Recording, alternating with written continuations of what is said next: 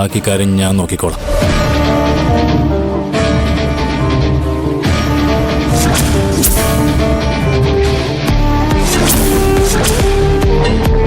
പാർവതി, ഞാൻ പറഞ്ഞില്ലേ, എനിക്ക് നിന്നോട് വളരെ പ്രധാനപ്പെട്ട ഒരു കാര്യം പറയാനുണ്ട്.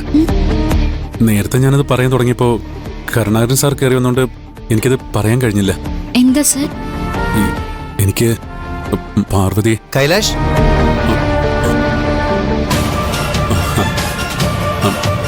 ഫംഗ്ഷന്റെ കാര്യം ഡാഡി നിന്നെ മുക്തയല്ലേ ഏൽപ്പിച്ചിരിക്കുന്നേ? എന്നിട്ട് ഇപ്പോഴാണോ വരുന്നത്? ഞാനിപ്പോഴാ വന്നതെന്ന് നിന്നോടാരാ പറഞ്ഞത്? ഞാൻ കാലത്ത് മുതൽ ഇവിടെ ഉണ്ടായിരുന്നു. ആ ഇവാൻ ഫെർണാണ്ടസുമായിട്ട് സൂം മീറ്റിംഗ് ഉണ്ടായിരുന്നു. ഓ, അതുകൊണ്ട് കുറച്ചു നേരം ഞാൻ മാറിയുന്ന. ഫംഗ്ഷന്റെ ഇടയിലും വേണോ business? Duty is duty. Ivan ലൈനിലുണ്ട്, നിന്നോട് സംസാരിക്കണമെന്ന്. വാ. എടാ, ഒരു 10 മിനിറ്റ് മതി, വാ. ഞാൻ പോയിട്ട് ഇപ്പൊ വരാൻ പറഞ്ഞു. പോ. വാ.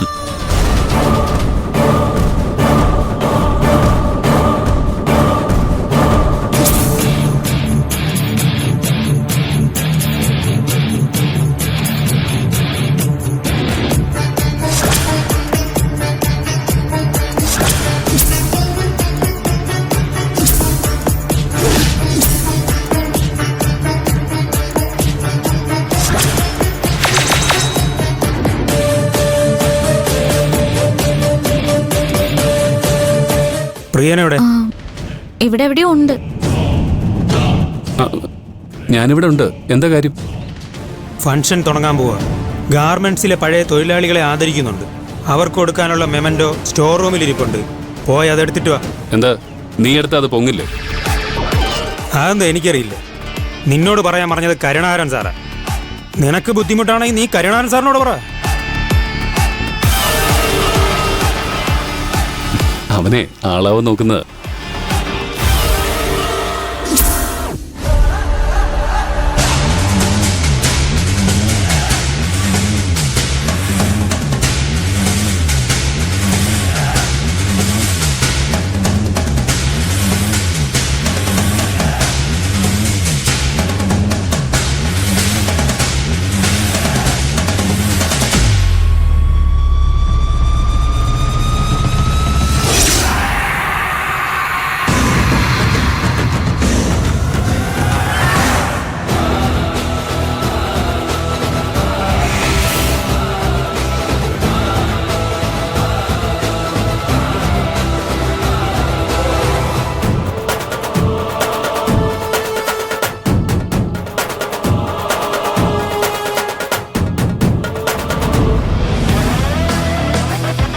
അല്ലെങ്കിൽ ഐവാനായിട്ടുള്ള മീറ്റിംഗ് നാളെ ആക്കിയാലോ?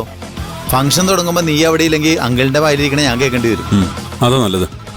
സത്യം പറഞ്ഞാൽ ബിസിനസ് സംസാരിക്കാനുള്ള ഒരു മൂഡിലല്ല ഞാനിപ്പോ. എന്തായാലും ഞാൻ ഐവാനോട് പറയാം. നാളത്തേക്ക് ഒരു ടൈം ഫിക്സ് ചെയ്യാം. ഓക്കെ. Just minute. ഹലോ. മായ പണി തുടങ്ങിയിട്ടുണ്ടാവും. അവനൊരാളെ തീർക്കാൻ വിരൽ ഞൊടിക്കുന്ന സമയം മതി. ഓക്കെ ഓക്കെ, ഞാൻ നോക്കിക്കോളാം. I will manage. കൈലാഷ്, അപ്പൊ ഓക്കെ, ബൈ. നീ എന്നെ മനഃപൂർവ്വം അവോയ്ഡ് ചെയ്യല്ലേ? നിനക്കെന്നോട് ദേഷ്യാണെന്ന് എനിക്കറിയാം. ബട്ട് കൈലാഷ്, പാർവതിയെ നീ സ്നേഹിക്കുന്നുണ്ടെന്ന് എനിക്കറിയില്ലായിരുന്നല്ലോ.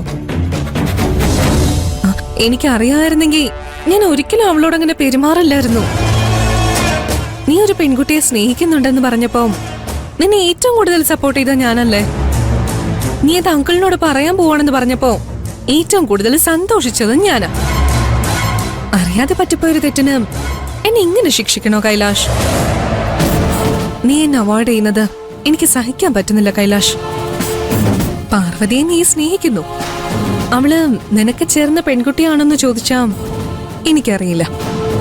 പക്ഷേ എന്തുകൊണ്ടോ നിനക്ക് അവളെ ഇഷ്ടമായി. അതിലെന്താ തെറ്റ്?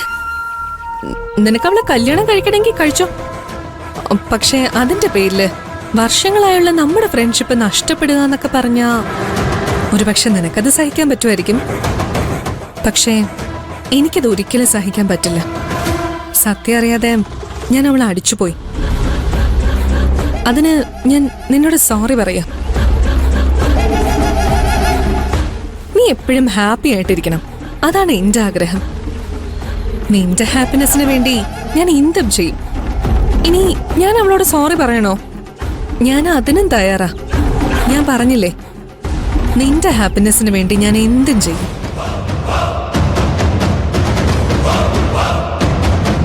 മുക്ത,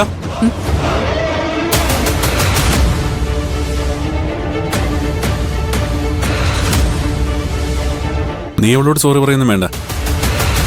നിനക്ക് വേണ്ടി ഞാൻ അവളോട് സോറി പറഞ്ഞിട്ടുണ്ട്. എനിക്ക് നിന്നോട് ഒരു സോറി പറയണം. നീ എന്തിനാ എന്നോട് സോറി പറയുന്നത്? ഞാൻ നിന്നെ തല്ലിയില്ലേ, അപ്പോഴത്തെ ഒരു ദേഷ്യത്തിന് ചെയ്തു പോയതാ. നീ ഇത് മനസ്സിൽ വെക്കുന്നു വേണ്ട. നീ എന്റെ ഫ്രണ്ട് തന്നെയാ. ഫ്രണ്ട്സ് തമ്മിൽ ഇടയ്ക്കിടയ്ക്ക് തല്ലും വഴക്കൊക്കെ ഉണ്ടാവില്ലേ, അങ്ങനെ കരുതിയാ മതി. ഓഫ് കോഴ്സ്, നമ്മൾ തമ്മിൽ എത്ര തല്ലും വഴക്കം ഉണ്ടായാലും ഒരിക്കലും പിണങ്ങില്ല, അല്ലേ? അവളെ സ്നേഹിക്കുന്ന കാര്യം നീ അവളോട് തുറന്നു പറഞ്ഞായിരുന്നോ? പറഞ്ഞില്ല, പക്ഷെ പറയും. ഇവിടെ നടക്കുന്നത് നമ്മുടെ കമ്പനിയുടെ സിൽവർ ജൂബിലി ഫംഗ്ഷൻ മാത്രമല്ല, എന്റെ ലൈഫിലെ മറ്റൊരു ചൂടുവയ്പ് കൂടിയാ. എന്നിട്ട് എന്താ നീ അവളോട് പറയാത്തത്? പറയാൻ വേണ്ടി അടുത്തില്ലും, പറയാൻ തുടങ്ങുമ്പോ ഞാൻ വല്ലാതെ നെർവസ് ആവും. അവക്ക് എന്നെ ഇഷ്ടമാണെന്ന് എനിക്കറിയാം. ഞാൻ പറയാൻ പോകുന്ന എന്താണെന്ന് അവക്കും അറിയാം. എന്നെ ഇഷ്ടമാണെന്ന് കൈലാസ് സാർ തുറന്നു പറഞ്ഞോളൂ എന്നവളെന്ന് പറഞ്ഞിരുന്നെങ്കിൽ എനിക്കൊരു ധൈര്യം കിട്ടുമായിരുന്നു. അവളെ പ്രപ്പോസ് ചെയ്യാൻ ഒരു റിങ്ങും കൊണ്ട് ഞാൻ വന്നിരിക്കുന്നത്.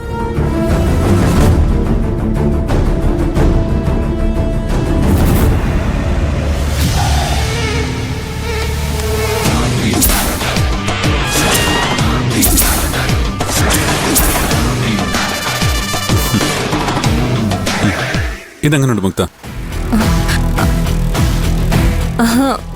Very nice. താങ്ക്സ്. പാർവതിയോട് ഞാൻ പല കാര്യങ്ങളും സംസാരിക്കാറുണ്ട്. അവളുടെ നാടിനെക്കുറിച്ചും വീടിനെക്കുറിച്ചും എൻ്റെ ഹോബീസിനെ കുറിച്ചും എല്ലാം. അപ്പോഴൊന്നും ഞാൻ നെർവസ് ആവാറില്ല.